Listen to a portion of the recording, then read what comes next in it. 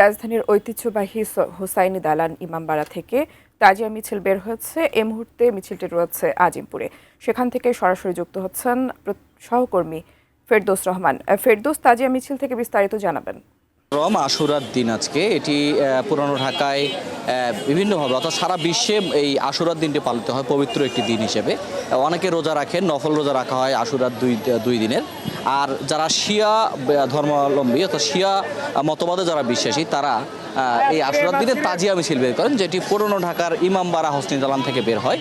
সকাল 10টায় আজকে বের হয়েছে, শুক্রবার সকাল 10টায় ইমামবাড়া থেকে এই মিছিলটি বের হয়েছে এবং মিছিল খুব ধীর লয়ে এগিয়ে আসছে এবং এটি এখন আজিমপুরে অবস্থান করছে, অর্থাৎ আজিমপুর এতিমখানার যে রোডটি সেই সড়কে এখন অবস্থান করছে। মিছিলকারীরা দীর্ঘপথ হেঁটে এসেছেন, কিছুক্ষণ দাঁড়িয়ে গেছেন তারা, এবং এই শুধু দাঁড়ানো নয়, মাঝে কিন্তু শোকের মাতম তারা করছেন, অর্থাৎ বিভিন্নভাবে তারা মাতমও প্রকাশ করছেন এবং সেই সঙ্গে হাই হোসেন ধ্বনি, বাদ্যতাল, শরবত পান করানো, ঘোড়াকে গোসল করানো, বিভিন্নভাবে তারা তাদের মতো করে এই রীতিটি পালন করছেন। আর পথের দুই পাশে অসংখ্য মানুষ দাঁড়িয়েছেন, কেউ যোগ দেওয়ার জন্য, কেউ বা শুধুমাত্র দেখার জন্য, কেউ বা মানত করেছেন।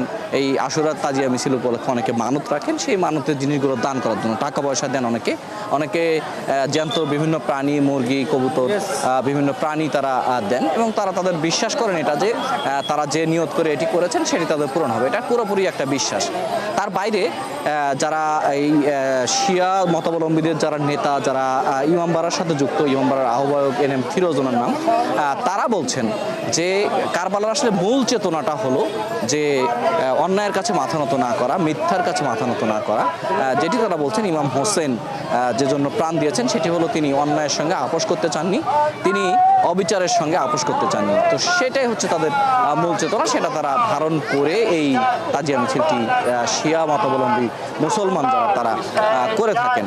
আরেকটি বিষয় আছে, সেটি হচ্ছে যে এটি কিন্তু হোসনি দালান প্রতিষ্ঠিত হয়েছিল ইংরেজ আমলে, সুলতানি আমলে, মোগল সুবাদারের সময় এই হোসনি দালান স্থাপিত হয়েছিল। তারপর থেকে হোসনি দালান হয়ে যায় তাজিয়ার কেন্দ্র।